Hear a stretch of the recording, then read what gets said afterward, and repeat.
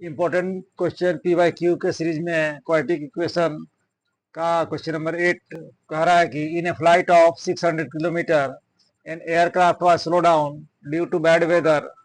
The average speed of the trip was reduced by 200 km per hour and the time of flight increased by 30 minutes. Find the duration of flight. तो हम लोग लेंगे let speed of aircraft x kilometre per hour. तो 600 kilometre cover करने में time taken, time is equal to होता है distance by speed. तो डिस्टेंस यहाँ है 600 किलोमीटर और टाइम है x kilometre per hour. Speed है x kilometre per hour. Reduced speed, the average speed of the trip was reduced by 200 kilometre per hour. तो let reduced speed is equal to x minus 200 kilometre per hour. तो time is equal to distance वही है 600 kilometre by x minus 200. तो ये आपका more time लेगा, ज्यादा time लेगा, मोर टाइम. ये लेस टाइम लेगा, लेस टाइम. तो अकॉर्डिंग टू क्वेश्चन दोनों में डिफरेंस है हाफ एन आवर का, 30 मिनट का. तो 600 by x minus 200 minus 600 by x is equal to 30 minute equal to half an hour. अब हम इसका एलसीएम लेंगे. x minus 200 into x, 600 common ले लिए. यहाँ x minus x plus 200 is equal to half.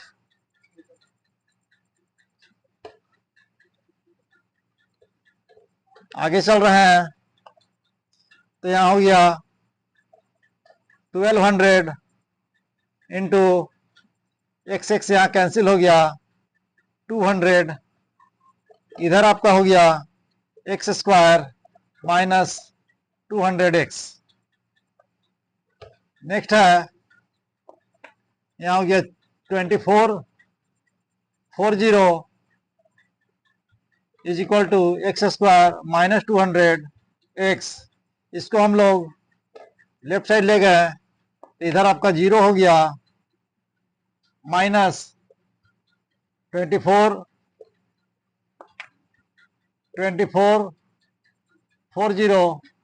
अब हमको स्पीड द मीडियम टर्म करेंगे तो हो जाएगा x square minus 600x plus 400x minus 2440 equal to x common लिए तो x माइनस 600 प्लस 400 कॉमन लिए तो x minus 600.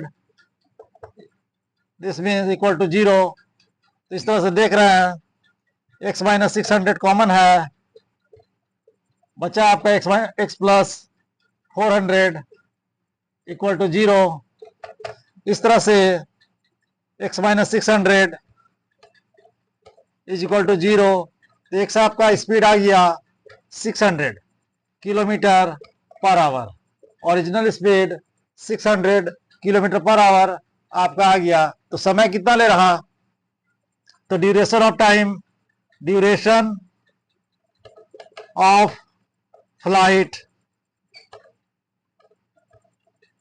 Is equal to 600. Distance था, स्पीड उसका 600.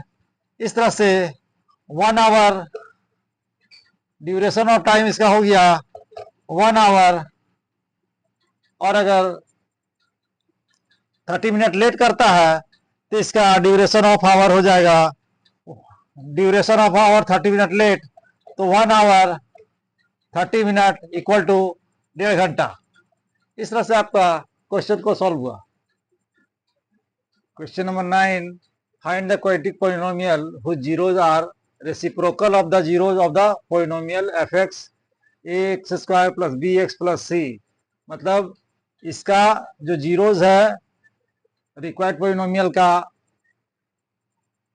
रेसिप्रोकल होगा। क्या वो let alpha and beta be the zeros of polynomial f x. Zeros है तो alpha is equal alpha plus beta sum of zeros is equal to हो जाएगा minus B by A and product of zeros is equal to c by a. Let alpha dash and beta dash be the zeros of required polynomial. जब हमको polynomial चाहिए required polynomial तो alpha dash is equal to 1 by alpha and beta dash is equal to 1 by beta. तो sum of zeros alpha dash plus beta dash is equal to हो जाएगा 1 by alpha plus 1 by beta is equal to LCM लेंगे तो alpha into beta alpha plus beta and product of zeros alpha dash into beta dash is equal to 1 by alpha into 1 by beta. तो 1 by alpha into beta. Next है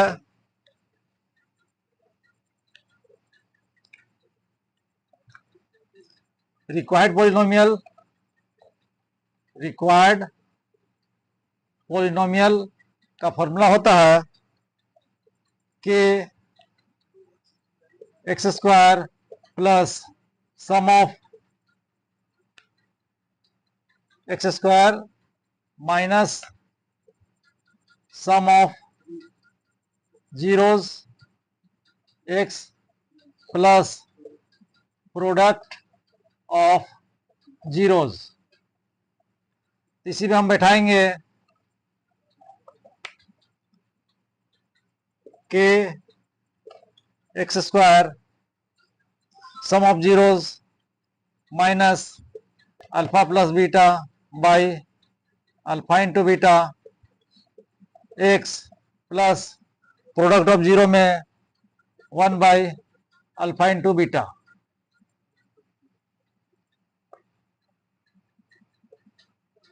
equal to 0।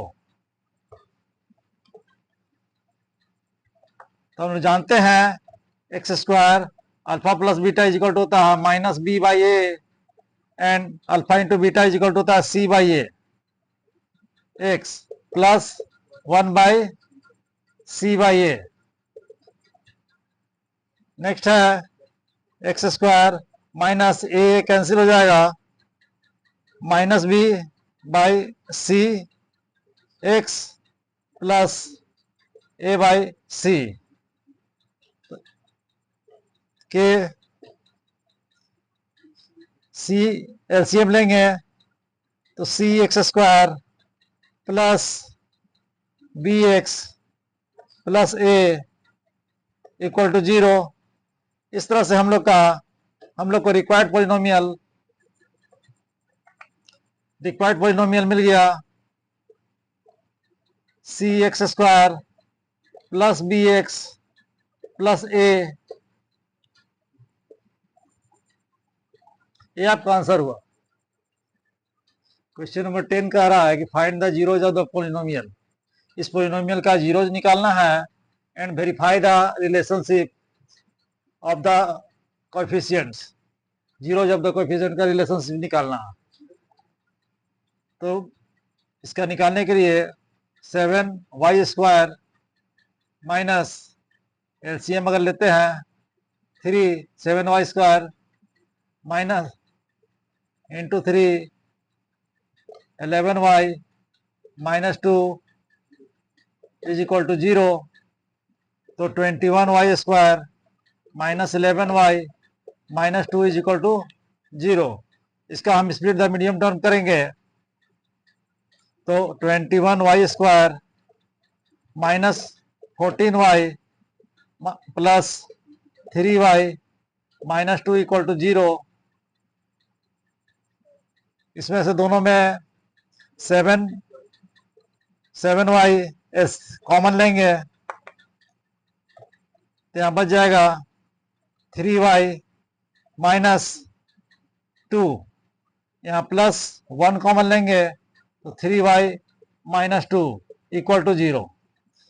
3y minus 2 और 3y minus 2 दोनों में है, दो term में 3y minus 2 common लिए तो बच गया आपका 7y minus 1, 7y plus 1 equal to 0। इस तरह से दो वैल्यू निकला, 2 zeros,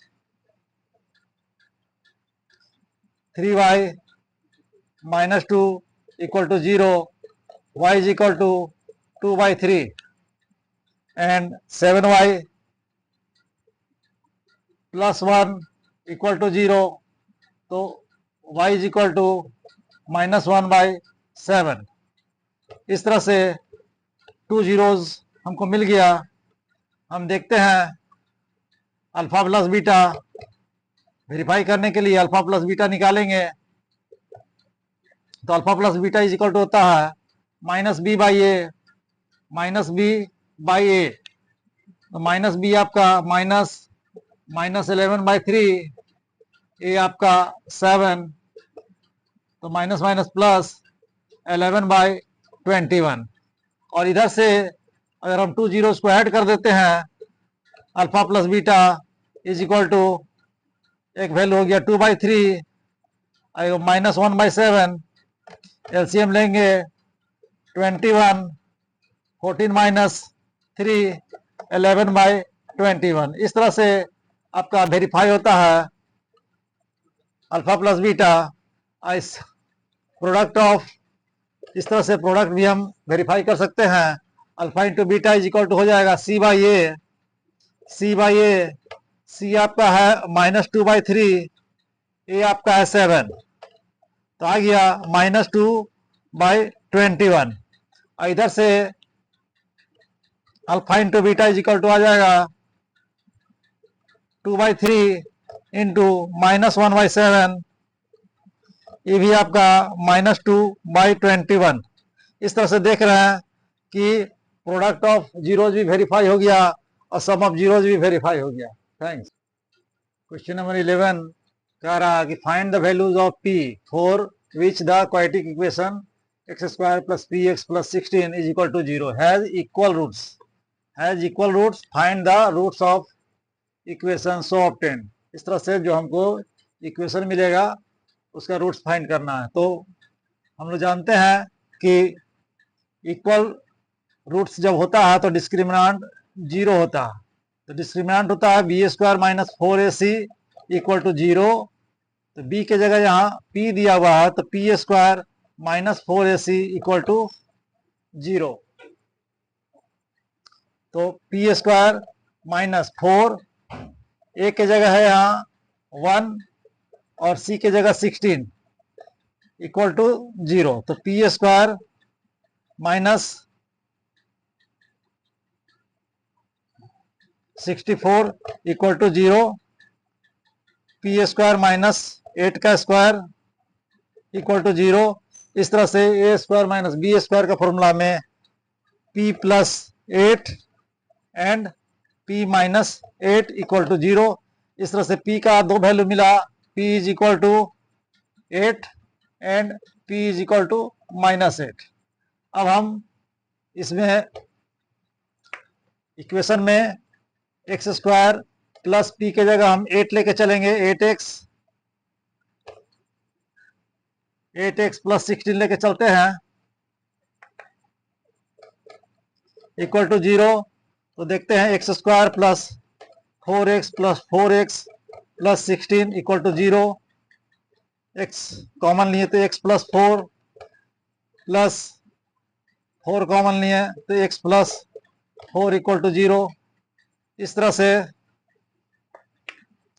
x प्लस 4 कॉमन लिए तो x plus 4 equal to 0, x plus 4 का होल स्क्वायर इक्वल टू 0। इस तरह से दो वैल्यू आया, x प्लस 4 इक्वल टू 0 तो x इज इक्वल टू -4, और इसका दूसरा वैल्यू -4 ही आएगा। दूसरा इक्वेशन, इसी में हम -8 बैठा के चलेंगे, -8 बैठा के चलेंगे तो पहले से दो वैल्यू आया, -8 बैठा के चलेंगे तो x square -4x plus 16 equal to 0। X common लिए तो x -4, -1 कॉमन लिए तो x -4 कॉमन लिए तो x -4 equal to 0, x -4 common लिए तो x -4 इक्वल टू 0। इस तरह से x इज इक्वल टू 4 और x इज इक्वल टू 4, दो वैल्यू आया, यहाँ दो वैल्यू यहाँ, तो 4 वैल्यू हो गया, 4 4 and -4 -4। Question number 12. Find the value of k such that the polynomial x square minus k plus 6x plus 2k minus 1 equal to 0 has sum of zeros equal to half of their product of roots। मतलब हमको निकालना है sum of zeros is equal to product of zeros का half. ये relation निकालना है जिससे हम लोग का वैल्यू के फाइंड हो जाए। तो सबसे पहले हम देखते हैं कि alpha plus beta is equal to होता है -b by A, minus b के जगह है माइनस माइनस, आप इसको प्लस कर सकते हैं, के प्लस 6/1।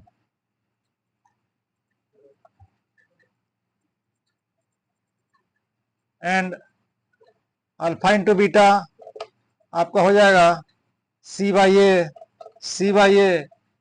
2 into 2k -1/1।